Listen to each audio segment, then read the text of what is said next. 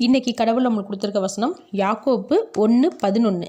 சூரியன் கடும் வெயிலுடன் உதித்து புல்லை உலர்த்தும் போது அதன் பூ உதிர்ந்து அதன் அழகான வடிவு அழிந்து போம்.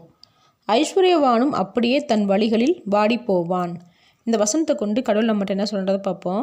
எல்லா செடிகளுக்கும் மரங்களுக்கும் வெயில் அவசியம் தேவை. ஆனால் அதுவே ரொம்ப வெயிலாக இருந்துச்சுன்னா பூக்கள் எல்லாமே உதிர்ந்துடும், கருகி போயிடும், செடியும் பட்டு போயிடும். அதுபோல தான் ஐஸ்வர்யவான்களும்னு சொல்கிறாங்க. அதுக்காக செல்வந்தராக இருக்கக்கூடாதுன்னு அர்த்தம் இல்லை.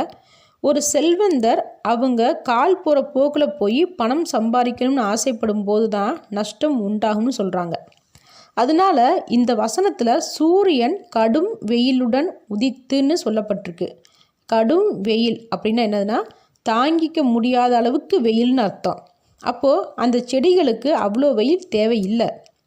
அதே போல் தான் செல்வந்தருக்கும் தேவன் கொடுக்குற ஆசீர்வாதத்தையும் தாண்டி இன்னும் நிறைய சம்பாதிக்கணும்னு நினச்சி தேவையில்லாத செயலை செய்யும்போது அழிந்து போவாங்கன்னு சொல்கிறாங்க.